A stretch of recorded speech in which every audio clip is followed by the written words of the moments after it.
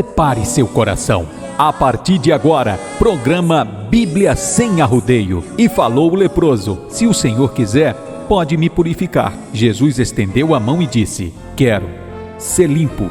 E ele foi curado. A palavra de Deus de forma simples e objetiva. Como Jesus é, sem arrodeio. Como a Bíblia é, sem arrodeio. Comunicação, irmão Gilvan Silva. Dia a dia Cristo está comigo, me dá paz no meio do terror. Meu irmão, minha irmã, que a graça de Deus não se aparte de você e da sua família. Sou o irmão Gilvan Silva e este é o programa Bíblia Sem Arrodeio, espaço onde a gente comenta as Escrituras de forma objetiva, clara e sem arrodeio. A finalidade do programa Bíblia Sem Arrodeio é nos fazer amantes da leitura diária da Bíblia. Por quê? Porque somente a Bíblia, somente ela, nos revela a vontade de Deus para a sua criação, a natureza do pecado, a fragilidade humana e muitas outras coisas. Hoje comentarei Êxodo capítulo 8. Este capítulo registra mais 3 pragas das 10 que assolaram o Egito: a praga das rãs, dos piolhos e das moscas. E encerra com a proposta traiçoeira do faraó para os hebreus fazerem o sacrifício a Deus no Egito mesmo. Como? Se os egípcios consideravam divinos os animais ofertados. Esse faraó não se cria não, viu, meu irmão? Vamos lá. Êxodo 8, do 1 ao 15. A primeira praga foi as águas transformadas em sangue. A gente viu isto no capítulo 7. Agora veremos a segunda praga, uma invasão de rãs por toda a terra do Egito. O Senhor chamou Moisés e o orientou a ir ao faraó para que este liberasse o povo de Israel para ir ao deserto lhe prestar culto. Caso o faraó se recusasse, ele, o Senhor, faria surgir uma peste de rãs num país nunca vista. As rãs invadiriam todas as casas, inclusive o palácio do faraó. O texto não registra a resposta do faraó, mas pelo resultado constatamos que ele recusou deixar o povo ir. O Senhor então orientou Moisés a mandar Arão estender a vara sobre os rios, sobre os canais e açudes, que as rãs subiriam e invadiriam o Egito. Assim Arão fez e não deu outra. Foi rã por toda aquela terra, meu irmão. Imagine aí. Mas os magos, com seus encantamentos, fizeram a mesma coisa. Isso fez o faraó desacreditar que era o Senhor agindo por meio de Moisés e Arão. E ele nem se deu conta que aumentou mais ainda a quantidade de rãs. Assim é o coração obstinado, viu? Os magos eram homens sábios que estudavam astrologia e astronomia, também ciências ocultas, enfim, tinham afinidade com cultos macabros. Ao se ver em aperto, o faraó pediu para Moisés e Arão orar ao Senhor para afastar as rãs, que ele permitiria o povo ir e oferecer sacrifícios ao Senhor. Semelhante a Elias no Monte Carmelo, Moisés tinha tanta confiança no Senhor que tratou o faraó com certa ironia. Tua é a honra de dizer quando devo orar para que tu e tuas casas fiquem livres das rãs. O faraó respondeu que orasse no dia seguinte. A causa era urgente, né? É possível que ele tenha sugerido um dia de prazo na esperança de os magos solucionarem a situação. Mas o Senhor só permitia que os magos multiplicassem, mas não permitia eles fazer desaparecer. Para humilhar o faraó, Moisés falou que o Senhor atenderia sim, mas para o faraó saber que não há ninguém como o Senhor. Moisés clamou ao Senhor, que atendeu e matou todas as rãs. O estrago foi grande, meu irmão. As rãs morreram, mas o país do Egito, bastante zeloso que era nas questões sanitárias, ficou de ninguém suportar o mau cheiro das rãs apodrecidas. Quando o faraó se viu aliviado, endureceu o seu coração e, mentiroso nato que era, não cumpriu a palavra empenhada. Com relação às rãs, havia a enchente anual do rio Nilo. Era um processo natural.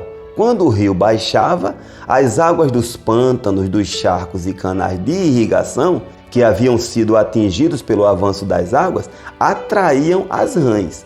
Os sábios do Egito observavam a velocidade de movimento e a facilidade delas caçarem insetos com a língua.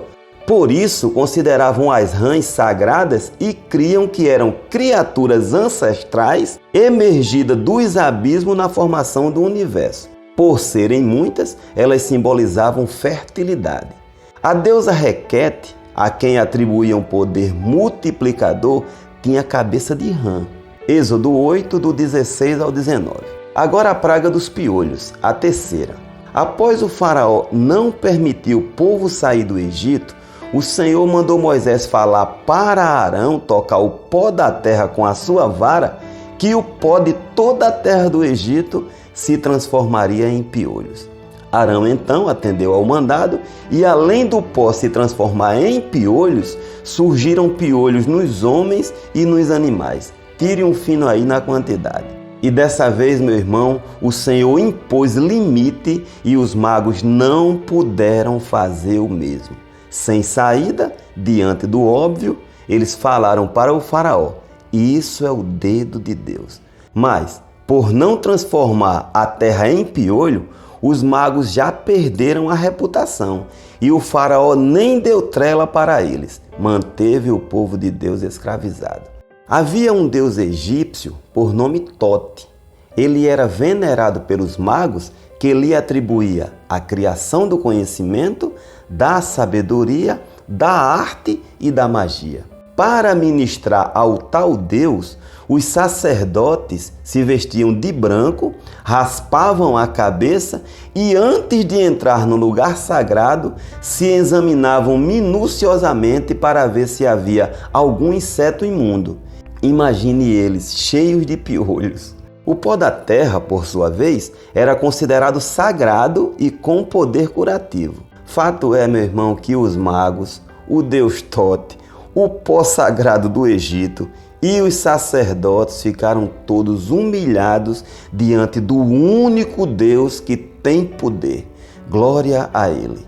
Êxodo 8, do 20 ao 32. Agora a praga das moscas, a quarta.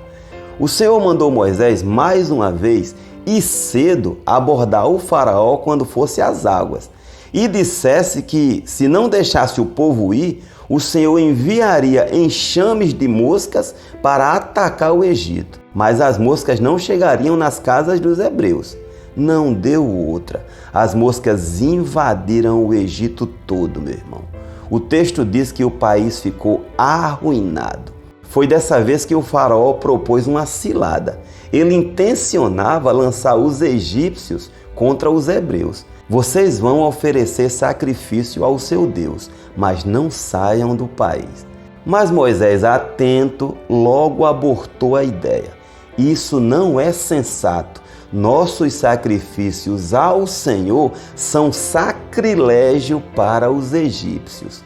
Eles nos apedrejarão. O sacrifício será num deserto, como o Senhor nos ordena.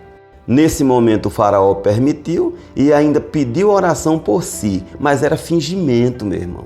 Quando Moisés orou e Deus cessou a praga das moscas, o faraó endureceu o coração e não permitiu o povo sair. As moscas estavam relacionadas com Belzebu, considerado o príncipe dos demônios, que também figurava entre os deuses do Egito. Devido à superioridade que ele exercia sobre os deuses do mal, os egípcios criam que, quando os demônios enviavam insetos imundos, inclusive moscas, Belzebu repreendia. Com os enxames das moscas sem controle, estava exposta a impotência do tal príncipe sobre elas. O Senhor mostrava mais uma vez que só Ele é Deus. A Bíblia revela com clareza que o único e verdadeiro Deus, o Rei soberano do universo, é o Senhor. Se eu e você estreitar a relação com Deus, até as coisas desagradáveis e terríveis serão usadas por Ele como meio de nos favorecer. Muitas delas só a eternidade revelará. Oremos. Grande Deus, nos faz entender os teus caminhos e nos guia em nome de Jesus. Amém. Dia a dia Cristo está comigo, me dá paz no meio do terror.